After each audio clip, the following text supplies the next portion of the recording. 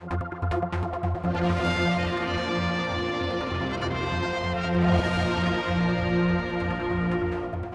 question says, what additional investment is required on the Williston estate? And it does mention that you mentioned it in your campaign, Marita. Do you want to start off? Yeah, of course. Before this, I did know the Williston estate. Now that I have met the majority of people within Williston, do you know what? I could quite happily move here tomorrow. The sense of community is absolutely great. People look out for each other. But there's houses there that are full of damp. There's houses there that are falling to bits. We need to encourage Douglas Council, of which David is a member, to use the 5% pay rise that they done last year and all the other rent rises that they have enforced, to use that money to bring these houses up to speed, to bring them up to spec, to get rid of the damp. I've seen kitchens that Douglas Council have put in, and I'm sorry, they're not up to scratch at all. They're a disgrace. You need to be going around, the council needs to be going around and checking these kitchens. They're just not... Yeah, they're not good. Have anyone seen one of the new kitchens that's been put in? Yes. Can we sort of, okay, any other investment that you feel needs? Yeah, as I say, we need more facilities for the younger people. We need things like skate parks and stuff like that. We need that for these kids to get away from the antisocial behaviour that there is out there. And how we get what the kids want, we talk to them. We go into the schools and we have a chat with them. What would you like to see? To discourage, as I say, there is antisocial behaviour. We need to lose it. And how we do that is to talk. David, do you want to answer that? Yeah, I certainly do. Thank you, Leonard. As many of you know, I'm chairman of housing. Firstly, I think there's a misunderstanding there about how maintenance works when talking about the 5% rent rise. That doesn't get retained by the council. The whole point, the maintenance is a set amount of money. In the past, it used to be percentage linked, so you used to retain 33 1/3 for maintenance on houses. Then Minister Robert Shaw cut that to 30% of rents, and then the percentage link got broken altogether. We were told we got a set amount plus inflation each year. Now, I asked the housing department only the other day to calculate for me what percentage of rents we are now maintaining for maintenance, and the answer is 24%.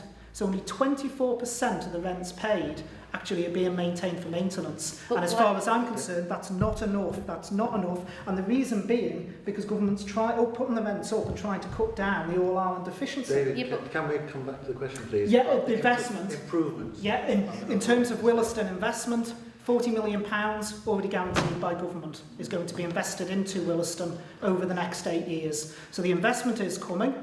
There are issues in Williston that do need urgently tackling, and certainly the council and the sitting MHKs have been very instrumental in trying to actually get the investment there in Williston, along with support of Treasury. I just want to very briefly say, because it was mentioned slightly off the top of the kitchens, just to give you something that I've been told today by housing as well, 700 kitchens have gone in, we've had 12 complaints. Not sure what that works out as a percentage, but there we are.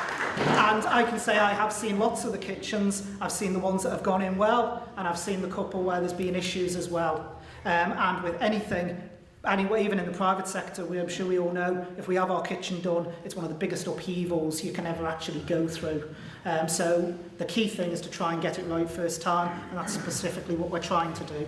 Thank you. Ralph, would you like to talk about possible improvements to the estate? Thank you very much, Mr. Chairman. Yes, I think over the last few years, I think the present MHK for the area has worked tirelessly for Williston. I think he's put a lot of effort into that. He's really gained a lot of investment into the housing structure here in Williston. In the future, moving forward, all investment needs to be focused on saving the costs for the tenants, efficiencies in the property to actually reduce the ongoing costs of their heating, lighting, etc. I know quite a bit about efficiencies and how to achieve efficiencies with lighting. It's all about getting quality products and actually delivering items which will save ongoing costs, which will be lower whole life costs. So the actual cost per month will reduce for the tenant. That, I believe, is where investment should be made in Williston. What are the candidates' opinions on the TT World Series proposals? I think we're not allowed to use the word world anymore. But the TT Series proposals and the consultancy fees to date? Yes, the World Series, it's the TT is the big brand name. That's the biggest brand name we've got here in the Isle of Man. That's world known all throughout the world. I do think the idea of having a World Series will somewhat dilute the Isle of Man's involvement, because you can't very well have an Isle of Man event in Malaysia. It might be called the TT, but it won't be Isle of Man. So I think what we really need to do is actually get the investment in the TT brand here to the Isle of Man. That's what's going to benefit the businesses, and that's what's going to benefit people here, to actually get people to come here more often. So we maybe need to look at how we can increase the TT brand here for people to come to the Isle of Man. We may perhaps need to look at a museum, a TT museum, that's been talked about for lots of times over the years, but I believe that is back on the table again. Governments are looking at that. That will have something to attract people here to the island, and when they're here they can then see the stars and information from the past. But really the TT needs to be to get people here to the Isle of Man to benefit businesses here. Thank you. TT World Series, actually I do agree with you here, Ralph, and that the TT is Isle of Man based, and it should remain Isle of Man based. It's not for the other side of the world. They can base races, they can have races that are based on the TT, but it's not the TT. You know that, I know that, and that's just a waste of money, that consultancy. So there's no point in it. TT is the Isle of Man. As Ralph says, we get people here. We need to keep the TT as open to the public as possible. We need to try and stop all this privatisation of the TT. We need to stop all these little grandstands going up that you have to pay for. The TT is going to sit on a hedge and watch the bike within 2 foot of you. That to me is TT. Not sure what health and safety is. David? Yes, thank you. In relation to the TT series, like Ralph, I'm a bit worried it's going to dilute the brand. That when it's going to draw attention away from the main TT here on the island. And the last thing we want to do is people to be going elsewhere to view it rather than coming here to the island. The bike fans, they do have a limited budget. They're not all multi-millionaires that can travel around the world and follow this series. I'd rather they were coming here and spending their money in our economy than going elsewhere and spending it in other countries. I would like to see more money invested in the TT on Ireland, in overhauling the grandstand and other areas associated with the TT. That's the way to actually invest in the TT. And as for the consultants, I hope that I'm proved dreadfully wrong on this. I really, really do. But I think we've wasted our money, to be perfectly honest. Like I say, I hope I'm wrong, but I just don't see what benefit will actually come out of it whatsoever.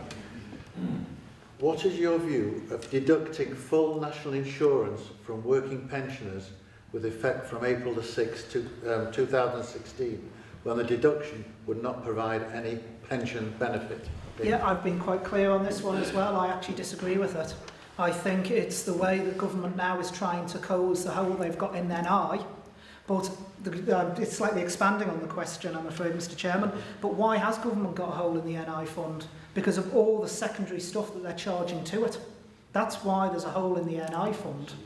For instance, many, many years ago, there was, of course, they took money out of the NI fund to pay for the hospital. It was always done on a promise that it'd be paid back in. It never was. Never was. And the then minister, who was actually a member up here in North Douglas, I'm afraid I felt he got a bit hung out to dry on it. So no, I don't agree with working pensioners actually having to stump up NI. They've paid into the pot their whole lives, and yet again, I don't want to really use the phrase again, but I will bash a pensioner budget, and I think, yeah, that's another example of that. No, I don't agree that the pensioners should have to pay NI if they're working. I think it's another example of tinkering with the system. They're looking at small things, how they can raise taxes from working people. I don't think there's any need for that. We need to look at the bigger things. We need to look at growing the economy. It is back to growing the economy, and I do think we need business people in to help understand how to grow the economy. Of course they shouldn't. They've been paying for the last 40, 45 years. Why would you do that? Everyone's agreed it was a bash the pensioner economy. It's not right. Pensioners shouldn't have to go out to work once they've retired. That's the sad thing. If you've retired, your pension should be sufficient for you to have a decent standard of living. You shouldn't have to go out and work to top up your standard of living. But the question, I think, involves if a pensioner wants to continue If a working... pensioner wants to continue working, no, they shouldn't have to pay it. They should, no. I said that at the beginning. Just, Ralph, can I ask, how are you going to grow the economy? You keep saying you're going to grow the economy. Can you expand a little bit? Question. We'll come on to it. But here's a question on open skies. Is the open skies policy serving the island? Yeah, open skies, funnily enough, I was talking to someone this morning exactly about this. I think open skies was right for its time, but I don't think it's working now. I think there are issues with the open skies policy.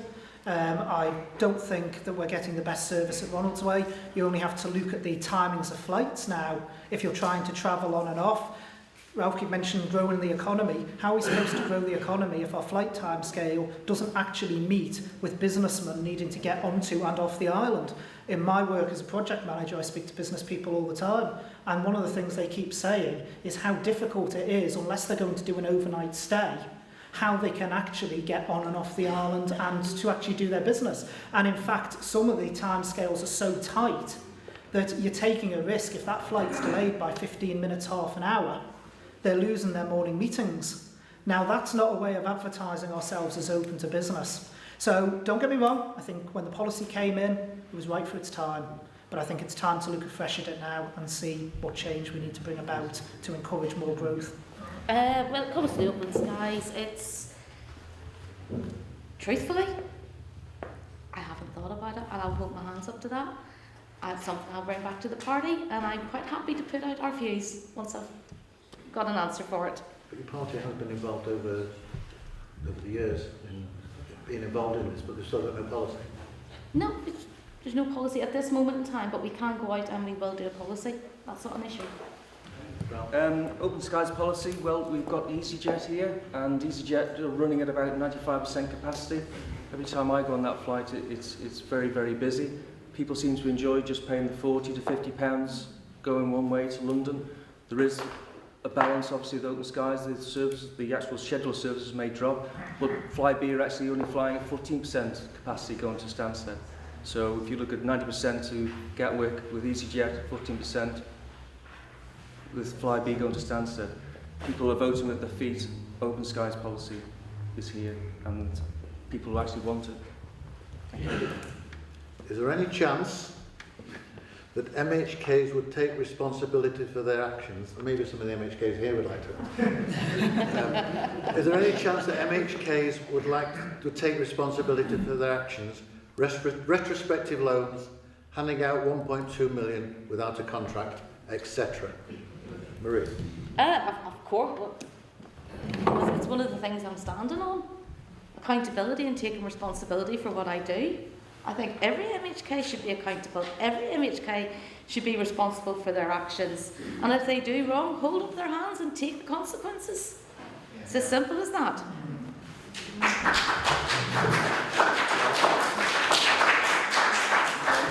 Yes, MHK should be accountable, obviously, and I think it needs to start with trusting the electorate. I think MHKs need to start by trusting people, and then people will think about trusting them. We do have to have more trust. That's how we're going to really get on. That's how we're going to work together. We have to start trusting each other, and it does have to come from the top. It does have to be led by example. MHKs have to show trust with the electorate. Yes, I mean, I've said it earlier in the meeting, that as far as I'm concerned, personally, if I was elected and I didn't attempt to deliver my manifesto or I did a complete about-face, then nobody should vote for me next time. Because MHK should be held accountable for what they promise. Those who've received my manifesto today will see it's not exactly the shortened version of it. It's a fairly lengthy document, and one of the reasons being that I actually wanted to state to people the direction of travel I believed we needed to go in. If I was elected and then I decided, oh, suddenly I don't agree with that direction of travel and I want to go in a completely different direction, then I should be held accountable for that. And I think the electorate does need to hold MHKs accountable. And I think MHKs themselves need to remember that we are a representative democracy. As I said earlier, we are here to represent the people of North Douglas and the people of the island. If an MHK is failing to do that, then to be honest, they should be getting their CV ready for a changing career. You've actually changed the question slightly. It said, should they take responsibility, not should they be accountable. Oh, sorry, can I... Should they personally be taking responsibility? Right. Not saying making sure they're accountable. Well, can I say I've been on Douglas Council for 7 years. I've admitted in interviews I haven't always got everything right. I don't think anyone ever does get everything right. I'm chairman of housing, so it's probably one of the most volatile committees. I'm sure I've said things and done things that, you know, haven't worked out in the end, but that is for me to be accountable for. And I hope, you know, as a councillor, I've got my ward in Victoria Ward. It's up to the people of Victoria Ward to hold me responsible for my actions, what I say and what I do. And like I say, if people don't agree with me, as I've always said, people can vote for other candidates, but I would urge people that they do vote. It says briefly, historic Parliament, 3 branches. Does this work? And what are your views on changing to a unicameral Parliament? No, I haven't got enough knowledge on the subject to actually give an informed answer, so thank you very much. Okay. David? Yeah, I've been very clear on LegCo. I assume the question's digging at LegCo and the elections where, the elections we're supposed to be seeing, to be perfectly honest, because there doesn't seem to be much electing going on at the minute. It's an absolute farce. I don't believe that Legislative Council should be appointed by the House Keys. I believe that you should go down one of 2 routes. I've said in my manifesto about decreasing the numbers from 8 to 5 that are there, and also making it a publicly elected body. We've been arguing about LegCo becoming a publicly elected body for about 20 years. I think there is a role to have scrutiny with the second chamber if it's done right. But if they can't get agreement on it, then let's be even more radical and just do away with LegCo and have a unicameral chamber. That's the answer. So either position, as far as I'm concerned, I'm happy with a smaller, smarter LegCo, where they're doing the proper job they're supposed to be doing of scrutinising legislation. But if they can't get agreement on that, fine, move to a single tier system. David, the question just says, it does actually say historic Parliament, so they're going to say, forget this. Well, the phrase I always use is all history had to start somewhere. What if the Vikings had turned around and said, we quite like the system we've got at the moment, it's quite historic, we don't want to go for this newfangled Tynwald thing. All history begins somewhere at the end of the day, and we need to start making our own history now, looking to the future rather than to the past.